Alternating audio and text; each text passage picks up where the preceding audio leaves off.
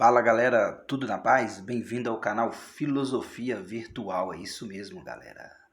É o seguinte galera, eu preparei aqui uma questão, que provavelmente deve cair no Enem. O Enem sempre explora questões de filosofia relacionadas a investigações e confrontos, discussões, debates. O Enem sempre explora isso, até porque ele é uma prova dada a jovens do ensino médio numa idade crítica da vida em que é preciso o pensamento reflexivo, e a capacidade e habilidade de interpretação. Então, meu nome é Marcos, sou professor de filosofia, bem-vindo ao canal Filosofia Virtual. Então aqui eu vou dar algumas dicas, estratégias básicas de fazer questões de filosofia. A primeira delas é o seguinte: você não entende nada de filosofia, nada. Você está ali fazendo uma questão de filosofia. Então essa dica é importante. Você pode fazer ela com todas as questões de filosofia. A primeira, descubra qual filósofo que está sendo falado. Segunda, descubra que conceito deste filósofo que está sendo explorado e que explicação que está sendo dada a este conceito, certinho? E a terceira, determinar o tempo histórico. Então, essas três coisas, três estratégias são importantes. Primeiro, filósofo. Segundo, conceito. Terceiro, tempo histórico.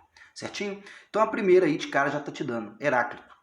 Lá de cara, olha lá. Heráclito não se pode banhar duas vezes no mesmo rio. Não se pode banhar duas vezes no mesmo rio, nem substância mortal alcançar duas vezes a mesma condição, mas pela intensidade e rapidez na mudança. Dispersa e de novo reúne. Heráclito. Tem um outro texto aí. São muitos os sinais de que o ser é ingênuo e indestrutível, pois é compacto, inabalável e sem fim. Não foi nem será, pois é agora um todo homogêneo, uno, contínuo. Como poderia o que é perecer? Como poderia gerar-se? Então, Parmênides, da natureza. Então a gente percebe que são dois filósofos. Então, naquela dica que eu passei, dois filósofos, nós temos aqui dois pensamentos, dois conceitos e o mesmo tempo histórico. Certinho? Então, como é que nós vamos resolver essa questão aí? Vamos lá. Os fragmentos do pensamento pré-socrático expõem uma oposição que se insere no campo das... Gente, vamos lá. Presta atenção. Aqui está deixando claro que é o pensamento pré-socrático. Olha lá. Os fragmentos do pensamento pré-socrático. Ou seja, está determinando o tempo histórico. Se está determinando o tempo histórico, isso já é ótimo. Vamos lembrar lá, para quem não sabe de filosofia, vamos pegar os dois pilares da filosofia, é Platão e Aristóteles. São os dois pilares, correto? Platão, coluna esquerda, Aristóteles, coluna direita, certinho? Então é o seguinte, como é que funciona, gente? Antes de Platão e Aristóteles, é Sócrates. Antes de Sócrates, os pré-socráticos. Depois de Aristóteles, nós vamos ter as escolas filosóficas, Santo Agostinho, Tomás de Aquino. Depois de Tomás de Aquino vai vir o período moderno, com Descartes, Hobbes, Spinoza, toda essa galera aí. E depois vem lá no finalzinho da Idade Moderna, eu não sei se eu falei Idade Média ou Moderna, mas lá no finalzinho da Idade Moderna nós vamos ter Nietzsche, Kierkegaard, correto? Esses camaradas inaugurando ali o período contemporâneo até os dias de hoje. Então essa questão é um período muito antigo, é pré-socrático, é antes de Sócrates ainda. Então, se é um período antigo, a gente tem o que aí? Com certeza, gente, quando está falando de período antigo de filosofia, vamos lembrar o que é filosofia. Filosofia é amor à sabedoria, é você fazer uma investigação racional e crítica da physis, da realidade, da sua natureza. Ou seja, os fragmentos do pensamento pré-socrático expõem uma oposição que insere no campo das... Essa questão está querendo descobrir o seguinte... sobre o que esses filósofos estão discutindo? Então isso é interessantíssimo, essa questão. Então vamos ler e interpretar. Como que se interpreta uma questão de filosofia? Olha as dicas, gente. Vamos lá. Então, não se pode banhar duas vezes no mesmo rio. Já temos aí já um preceito, temos aí já uma admoestação, uma frase, um pensamento de Heráclito. Então ele explica, não se pode banhar duas vezes no mesmo rio, nem substância mortal alcançar duas vezes a mesma condição, mas pela intensidade e rapidez na mudança. Então o que causa essa questão aí que não se pode banhar duas vezes no mesmo rio? A intensidade e a rapidez da mudança. Dispersa e de novo reúne. Ou seja, se de novo reúne, é uma questão constante, é um movimento constante, é uma mudança constante. Então se é uma mudança constante, o que sobre a natureza Heráclito está querendo dizer? Que tudo na natureza está em constante movimento. Gente, simples. Caiu filosofia pré-socrática, é só você pensar o seguinte, na mitologia, Eles acreditavam nos deuses. Os filósofos pré-socráticos, você vai fazer um X nos deuses e você vai colocar alguma coisa no lugar. Principalmente se for material. Aí vai vir Tales de Mileto com a água, vai vir Anaxímenes com o ar, Heráclito com fogo. Né? Só que a discussão de Heráclito é metafísica. Ele está pensando aqui a constituição de todas as coisas, do cosmos, do universo. Né? Então, para Heráclito, tudo está em constante movimento. Aquilo que parece que está parado, na verdade não está. Por exemplo, a Terra, que está em rotação e a gente não percebe. Certinho? E Parmênides, então, vai pensar o contrário. Isso é óbvio, porque a questão já está te dando, gente, a dica lá. Os fragmentos do pensamento pré-socrático expõem uma oposição. Se é uma oposição, então o segundo fragmento vai discordar do primeiro. Ou seja, isso é um debate, é uma discussão. Certinho? Então são muitos sinais de que o ser é ingênito e indestrutível, pois é compacto, inabalável e sem fim. Não foi nem será, pois é agora um todo homogêneo, uno contínuo. Olha lá, todo homogêneo, uno, contínuo. Como poderia o que é perecer? Como poderia gerar-se? Quando Parmênides pensa a ideia da continuidade, ele não está pensando uma ideia dispersa, ele está pensando uma ideia fixa.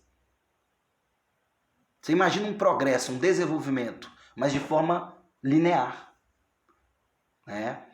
Você imagina um caminho que você vai um pouco meio que reto. Certinho? Uma certeza, uma questão de você pensar o seguinte, né? Esse todo homogêneo, uno, contínuo, não é capaz de se movimentar. Então ele não se movimenta. Oh, gente, que discussão é essa, gente? Filosofia pré-socrática. Os filósofos mais importantes que discutem sobre o ser, sobre metafísica. O que é metafísica? Meta, além, física, physis, além da natureza. Quem começa a discutir as coisas além da natureza é Heráclito e Parmênides. Gravem aí. São esses dois aí. Heráclito é o cara que fala que todas as coisas estão em constante movimento. Ou seja, a Terra parece que está parada, mas está em constante movimento. Todas as coisas do universo estão em constante movimento.